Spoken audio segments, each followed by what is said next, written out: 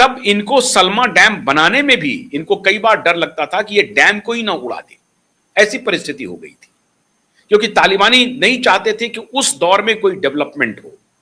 लेकिन आज वो सलमा डैम भी बन करके तैयार है। अब उस डैम से इरिगेशन, उस पूरे जो निर्जन वन था जहां पानी के लिए लोग हाहाकार करते थे, आज उस डैम की वजह से ऐसे जगह को पानी मिल रहा है जो जिसको आवश्यकता है। तो सलमा डैम की वजह से पानी मिलना शुरू हो गया। अब जो चौथा सबसे बड़ा प्रोजेक्ट था जिसमें 700 करोड़ रुपए भारत ने निवेश किया, वह था अफगानिस्तान का संसद। अब आप कल्पना कीजिए, अफगानिस्तान का एक भव्य संसद कैसे बना, और उसमें भारत का 700 करोड़ रुपए का निवेश है। अब ये तो पूरी तरह से नॉन प्रोडक्टिव है। संसद बना करके हम क्या करते? चलिए, डैम से तो मान लीजिए हम कह सकते हैं कि भाई इसका हमको कुछ पैसे दे दो, बिजली हमने दिया है तो उसके बदले में ले सकते हैं, रोड का टोल वोल से कुछ कमाई हो सकती है, गैस से कमाई हो सकती है। लेकिन संसद का क्या करेंगे हम? संसद के बदले में हम आपसे क्या मांगेंगे? वो भारत सरकार का टोटल निवेश था, और state of the art Afghanistan का वो संसद आज के दिन में वहां पर उपलब्ध है। अब इसके अलावा हॉस्पिटल, स्कूल, इस दोनों प्रोजेक्ट में भी भारत सरकार के निवेश है।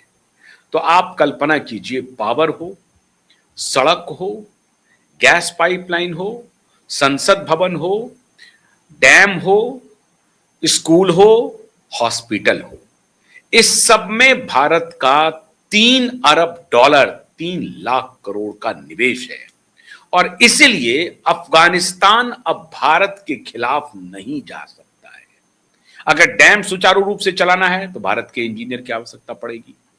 अगर उनको पावर ठीक से सप्लाई लेनी है तो भारत के इंजीनियर की आवश्यकता पड़ेगी।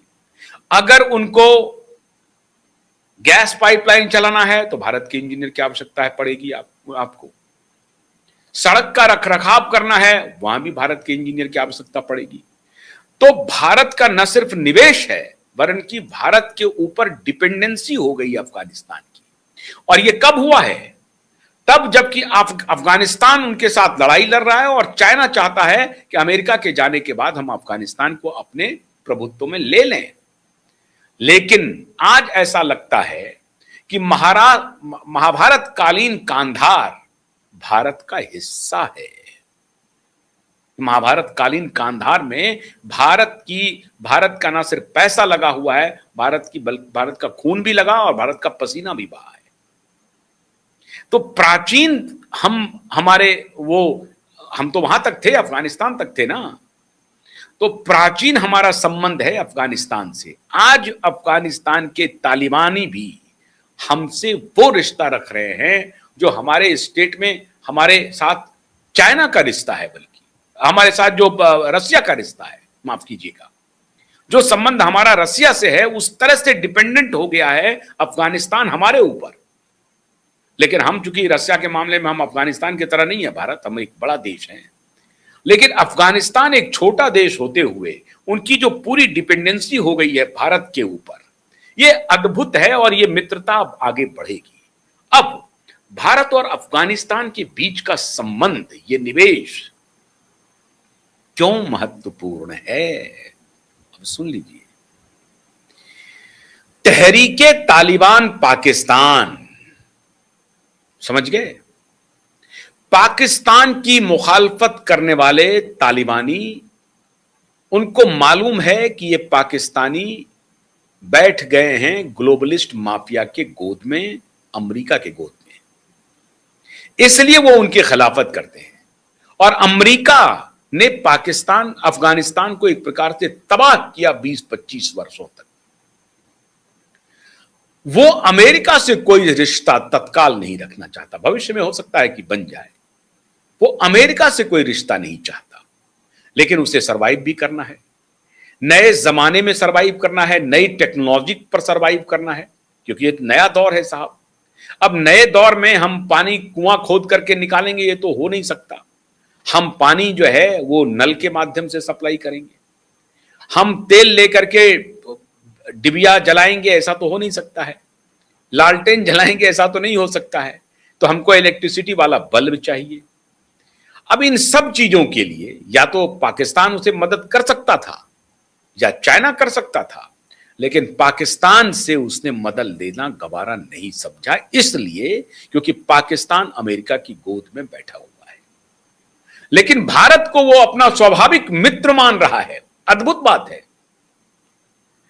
जब तालिबान नहीं था तब भी जो पूर्ववर्ती सरकार थी अफगानिस्तान की, वो भी भारत के साथ उसका रिश्ता अच्छा था, और जब तालिबान आ गया तो तालिबान को लग रहा है कि ये जो उन्होंने हमारे लिए मस्जिदें बना दी हैं, ये सारी मस्जिदें हैं, आप उसे मॉडर्न मस्जिद कह लीजिए, मॉडर्न मंदिर की जगह मस्जिद कह लीजिए, अगर उनका सड़क मार्ग सुरक्षित है या बनाया गया है तो भारत की वजह से, गैस पाइपलाइन चल रहा है तो भारत की वजह से, संसद बना हुआ है तो भारत की वजह से, पावर प्रोजेक्ट बना हुआ है भारत की वजह से, इरिगेशन के लिए डैम बना है भारत की वजह से।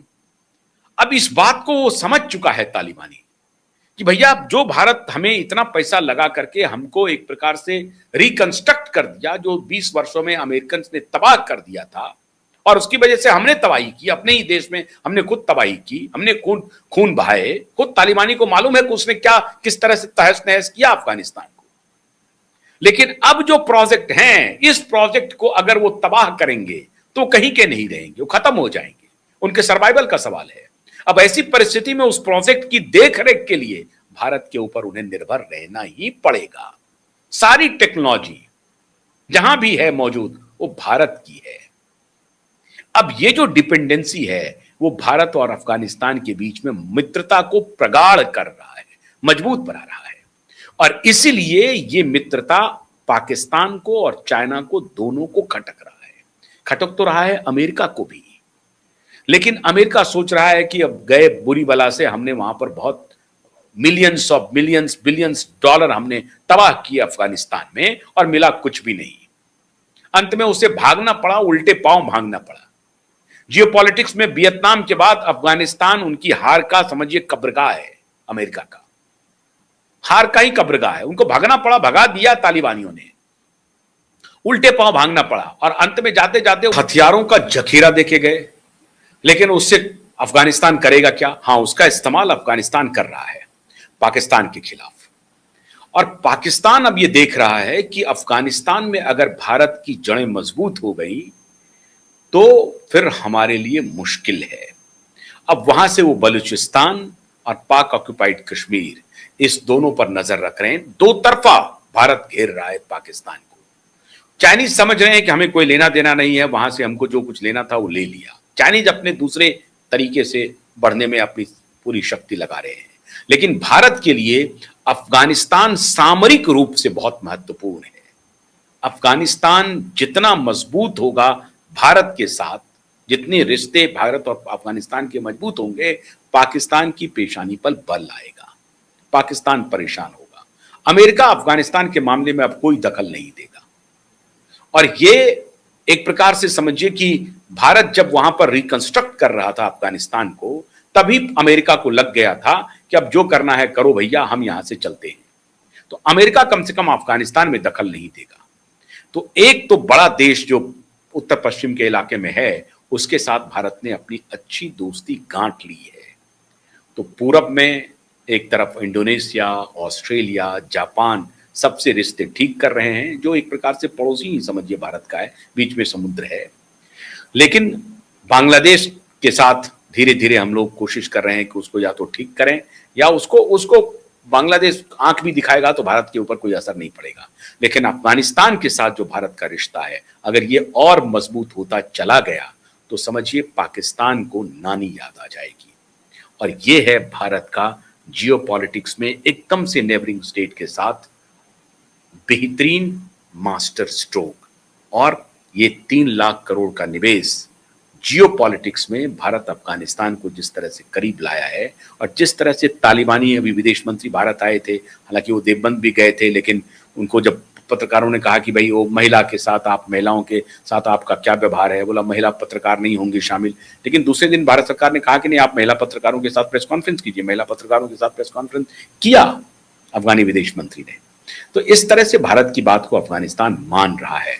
अफगानिस्तान के साथ भारत की दोस्ती पाकिस्तान के लिए समझिए बहुत बड़ा सबक है। अब आने वाले दिनों में देखिए होता है क्या। बहुत बहुत शुक्रिया। नमस्कार।